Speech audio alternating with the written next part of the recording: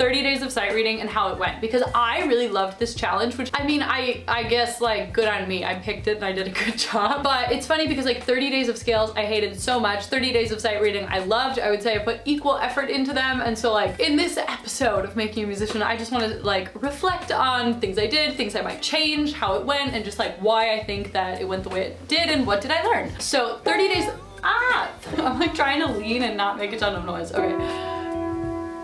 Amazing.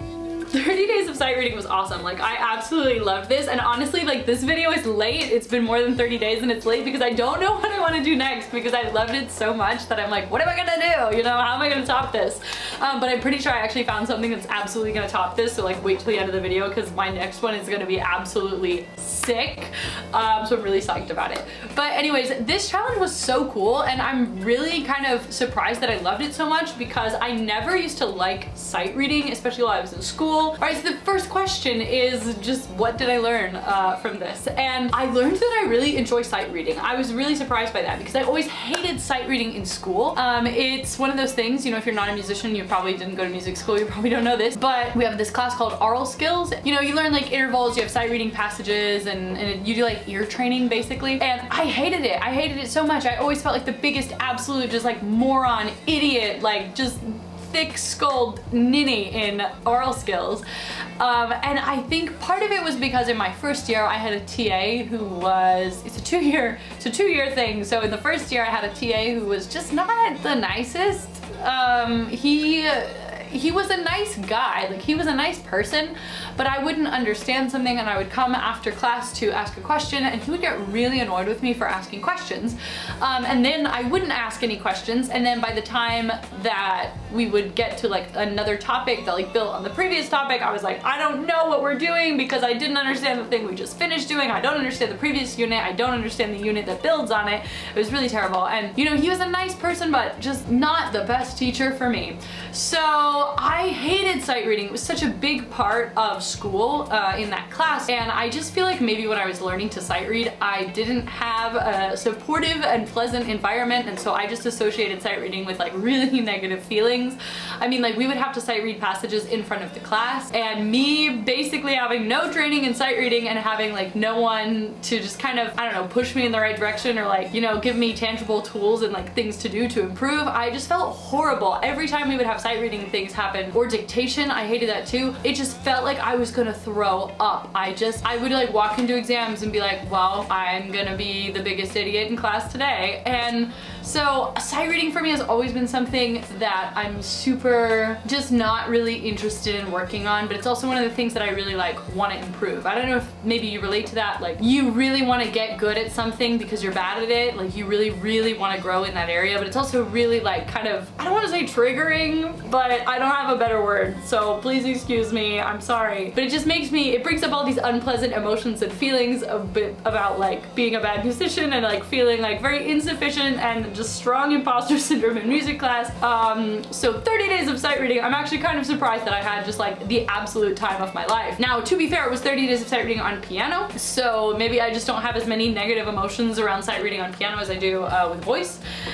But yeah, oof, I always hated that in school. It was terrible. It really was very upsetting for me. For some reason in school, I always thought sight reading was just like, I just always felt like I couldn't do it, and it didn't matter what I did to work and prepare, I would never be able to do it because, to be fair, my school didn't really do a great job of like weeding out people who didn't know what was going on when we started theory, and like maybe putting them all in a group so that we could all get like help and support together. Literally in my oral skills, there were like people that had perfect pitch. I was like, y'all should be in a class by yourselves, doing your own thing, away from me. Far away from me. Me, who, you know, fighting for her life, doing major thirds. Poor me.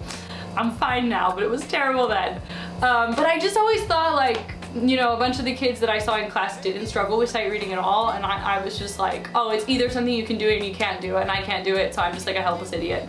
And that's not true. I've discovered that through this process, which has been really nice. Did my sight reading improve? Yes, ma'am. Girl, I am having the absolute time of my life, and it's really cool to see such tangible improvements in this area that, you know, like I said, for my 90-minute like soapbox monologue, that I didn't think that I would be able to improve in. It's like so awesome. Yesterday I sat down and I sight read, I was about to call it the collaborative piano part. No, the accompaniment for Je veux vivre, and I was just having so much easier of a time like navigating the chords. There's lots of like really like kind of low ledger lines in the right hand, and I was getting it, and it wasn't perfect, but it was like, yeah, you can tell that that's Je veux vivre, like that was terrible. Anyways, yeah, so my sight reading got a lot better doing this, and that makes me feel like I am really empowered, like I can work on my voice sight reading, like sight singing. This has showed me that it absolutely is not just like a God-given ability, that it's something that you can and should work on, which is amazing. All right, question number 3, am I gonna keep doing this moving forward? So yes, absolutely I am. I don't know that I'll strive to sight read a piece every single day, but I will at least sight read, I would say every 2 to 3 days, just to like find something fresh and try and find some new music that I like and just like keep my sight reading going. Because I think that sight reading is a skill, just like any skill, you know, like use it or lose it. I will say that when I teach, I do a fair amount of sight reading, so I think that that keeps my sight reading like pretty sharp, especially like for accompanying voice lessons. I do a lot of like on the spot sight reading and reducing, which is really nice. Okay, what are the biggest mistakes I made during this challenge, slash like what would I do differently next time? So I think that I would pick slightly harder rep. I think in the beginning I really underestimated what I would be able to sight read, and so I did some rep that was just like a little bit too easy for me, but maybe I needed that to give myself like a false sense of accomplishment, like a little confidence, because as we've discussed, I have like a little bit of like sight reading trauma, you know. Also not focusing on theory, so I think that going forward it would be really cool if I focused a little bit more on theory, just in the sense of like, you know, like quick chord analysis and like inversions and like looking at things like that, just so I recognize them faster. Theory was another area of school where I always felt like just a major idiot. Like I was like, hi, it's me, captain of the morons here in row 6. Please don't call on me. I don't know what we're doing. And it's funny because like actually in school, I feel like I really didn't get any kind of a good grasp on music theory in a way that was like tangible and helpful. And actually now that I'm not in school anymore, my theory is better than it's ever been, because I actually have like learned about theory in a way that applies to my day-to-day life.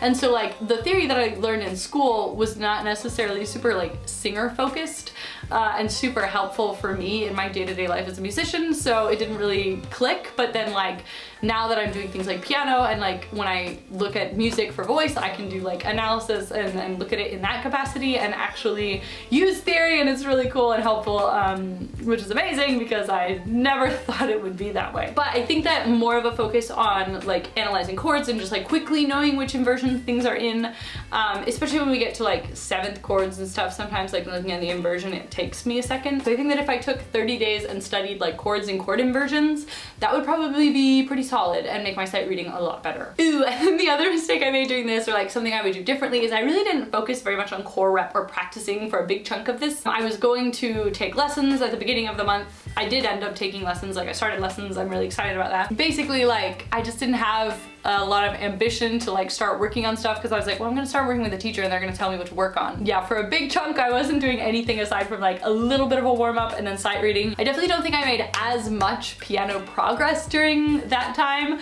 so I'm seeing that like working on core repertoire, scales, finger strengthening, like hand independence, stuff like that is really, really important in addition to sight reading, which just makes like a nice, well-rounded practice routine. Yay! Did my sight singing get better? Yes, it did. Oh my gosh, it's amazing. When I'm at my church job, like I just noticed that I sight sing so much better. It's really, really interesting. I mean, I guess it makes sense. Like the more that I play piano, the better my sight singing gets. But I wasn't expecting to make just like such a significant improvement. It's really, really cool. Maybe I could do 30 days of like chord studies and interval studies, like chords and intervals. That might be kind of cool. That might really help my sight singing. So I really enjoyed that, and it definitely did improve my sight singing, which is super cool. Okay, oh my god, I'm so excited. So let's talk about what the next challenge is, because yo, this is sick. Like I said, I was late with this video. It's been more than 30 days. I try to keep them like pretty honest with like, it's been a week, now it's been 2 weeks. But this has probably been like a week and a half, or maybe even a little bit more than that. but it was because I really didn't know what I wanted to do next. Like I was like, I just had no clue. This was such a wonderful, perfect, amazing child. Like my pride and joy was 30 days of sight reading. And so I was like, how am I gonna top this? Y'all, I topped it. Okay, the next one that we're doing is 30 days of having AI plan my practice. I am so excited. Okay, 30 days of artificial intelligence planning my practice is so sick. And I'm really interested in AI personally, like not in like a really scientific way, but just in a very like, how can this be like a part of my mundane day-to-day life? And I am really excited to see how I can integrate AI into my practicing. So in the next 30 days, I'm gonna use AI hopefully to get rid of decision fatigue when practicing, because that's a big thing for me. That's a big barrier to practice, is just like, oh my god, having to decide what I want to practice today. Like, if you just tell me what to practice every day, I'll just go do it. So I think that's gonna be really amazing. I wanna see how I could potentially use this as a tool to like help aid my students' education, maybe even do some lesson planning with it. I wanna see how this can help me like find new materials and explore new music. I'm really excited about 30 days of AI planning my piano practice. So if you want to see that, please subscribe to the channel, ring the bell. I don't know how this platform works, but do all the things that you do so you see all my wonderful videos in your feed, because it's gonna be sick. I'm like so excited. It's ridiculous. I've like started this challenge and it's really cool. So I'm super into it. But yeah, that's it for me this week. Thank you so much for watching. I hope you enjoyed it. And if you did, please feel free to like and subscribe. All right, that's it for me. Bye.